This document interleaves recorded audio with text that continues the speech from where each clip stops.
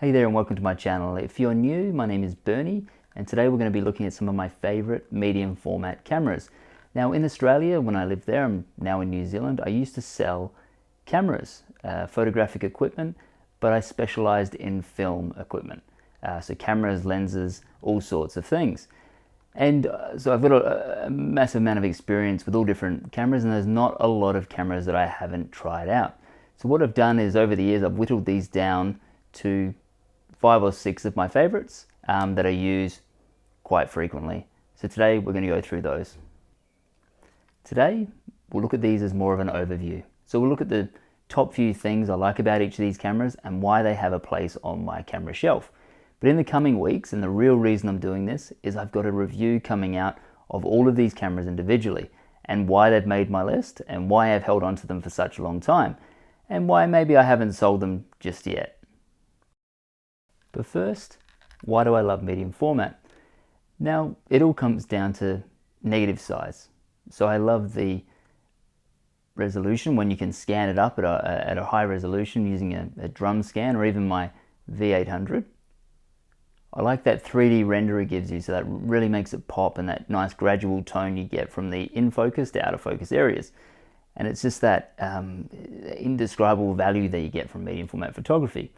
And that leads into the third reason, which is I use GFX medium format cameras, digital ones, through Fujifilm. So it means that my workflow looks quite the same. So if I'm using digital and film on a set, or if I'm just going out and shooting personally, generally I can go between the two and get a similar looking image. But really the main thing for me is the joy factor. And you'll see that through these cameras that I'll show you today. A lot of them aren't the best in their field. If it's a 6x6 or a 6x7 camera or a 645 like this guy.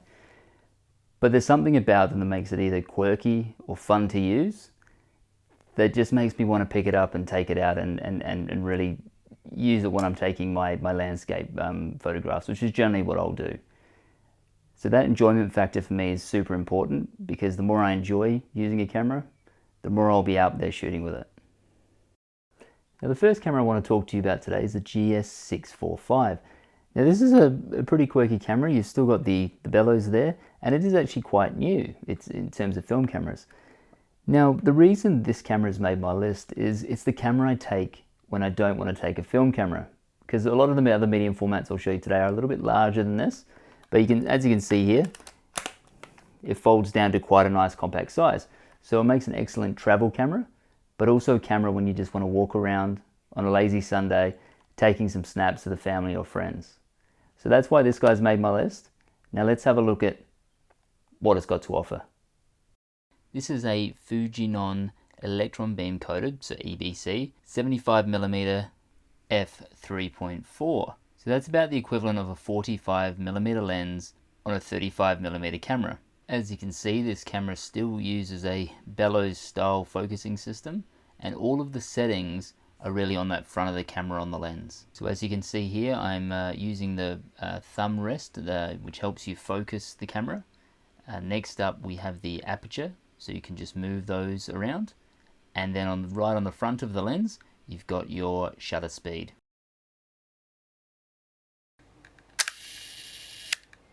This camera is collapsible, but just make sure you cock the shutter and focus to infinity, because this will allow you to shut the door. If you don't do that, it won't allow you to shut it. Now, although I'm predominantly using this as a walk around, everyday life, documentary type camera, this camera still does have a screw-in cable release on the shutter button. One of the things I love is that the strap lugs go on the side of the body, which means this camera lays flat against your hip when you've got your strap hooked over your shoulder. So very comfortable when you're just walking around on a lazy Sunday afternoon.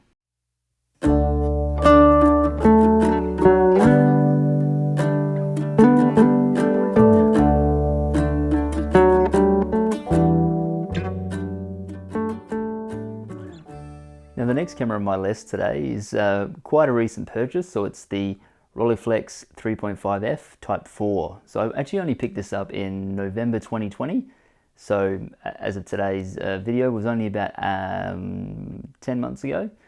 So the reason I picked this up was actually it was my 30th birthday present. So I already own 5 or 6 twin lens reflex cameras, so TLRs, but I've never owned a Rolleiflex. I've had Yashicas, I've had Rolleicords, I've had microcords even, but I've never owned a Rolleiflex. I've always wanted one. I've tried them out before. They're amazing cameras, especially the 3.5F, and I'll go into why that is in a moment. And I got this one from Germany from a fellow named Alex who runs Magic Flex cameras. Now what he does is he takes an older body, he strips it, he takes it all apart, and then puts it back together again and gives it a full service. So when I received this one earlier this year, due to the shipping delays that we've experienced due to COVID, it was just absolutely immaculate and I couldn't be more happy with it. Let's just see what the Rolleiflex has got to offer and why this has made my list. Now this has to be hands down the best looking camera that I've got on my my shelf at the moment. It is sleek, elegant, quite minimalist with that traditional styling. But for me, and the reason I love it so much, is it's that lens that really packs a punch. So this has the Carl Zeiss planar lens. It's a 75mm 3.5. It's coated and has 6 elements. Now this has to be one of the best lenses I've ever used. So as you can see here, this Rolleiflex is metered. It has a selenium meter on the front. So all you need to do is line up those 2 markers on the side of the camera there. The shutter speed and aperture, as you can see there on the top of the lens, are manipulated by the 2 wheels on the front of the camera. As you can see, one of them controls the shutter speed, while the other one controls the aperture settings. Here are some of the accessories that I like to use with my Rolleiflex. The first is the 39mm screw adapter. Secondly is the lens hood. Third up we have the lens caps.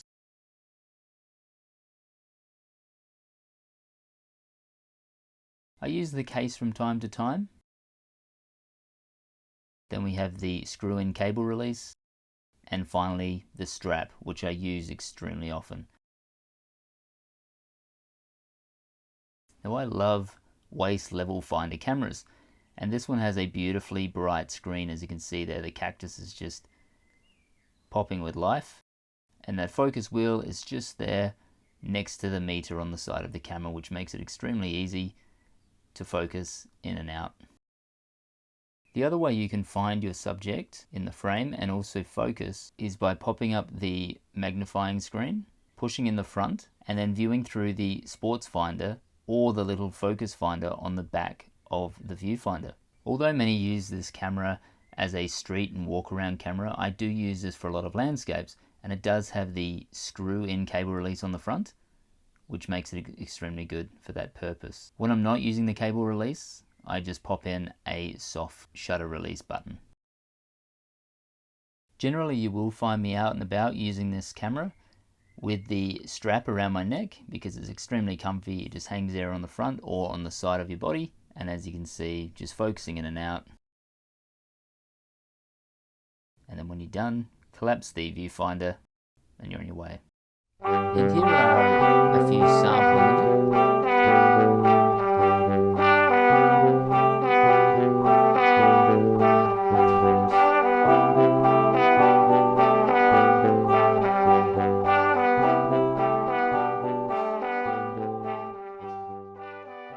Thanks for sticking with me as I make my way through my list of favorite medium format cameras.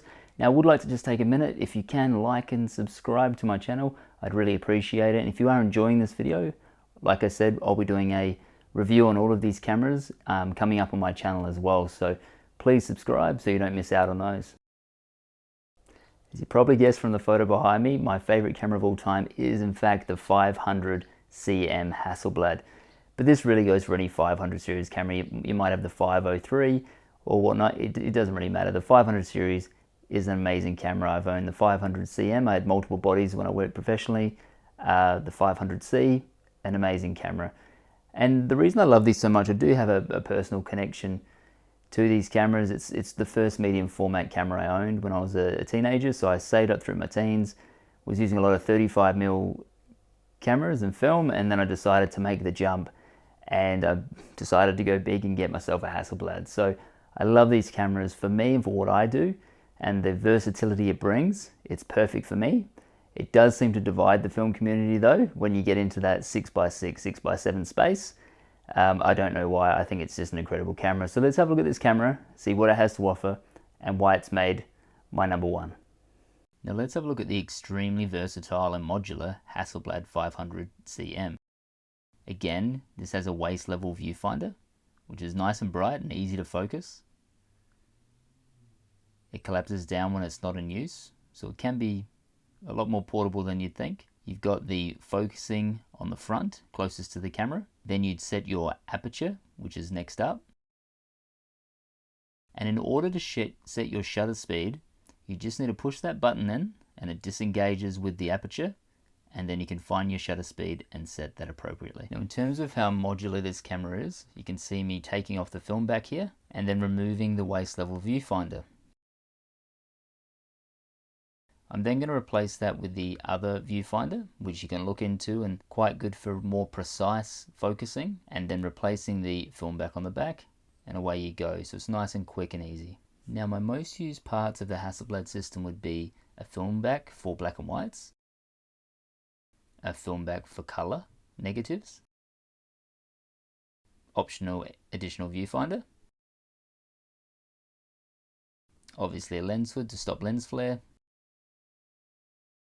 The body, you're going to need one of those with the 80mm, and finally the 150mm, both Carl Zeiss lenses. As I noted earlier, you do have the option of using multiple film backs. Now I've got two for this Hasselblad, one with black and white, one with color. And my favorite thing about the Hasselblad 500CM is cranking the film advance and then pressing that shutter button. And that shutter slap is just incredible. And here are a few sample images.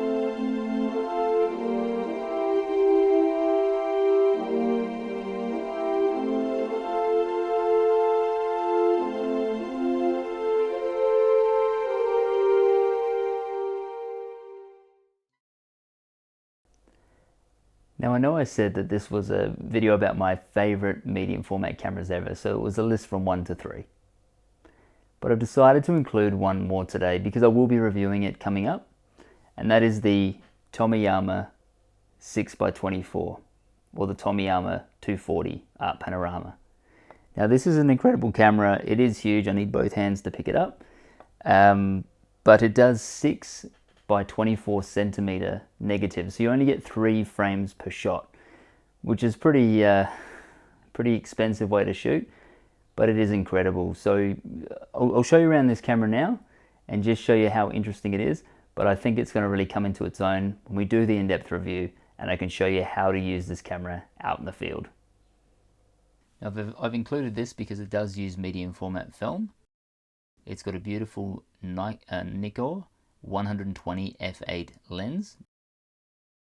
In order to use this camera, you just take off the back, it unclips. You then remove the ground glass from the back casing. Pop the ground glass on the back of the camera, making sure it doesn't fall out.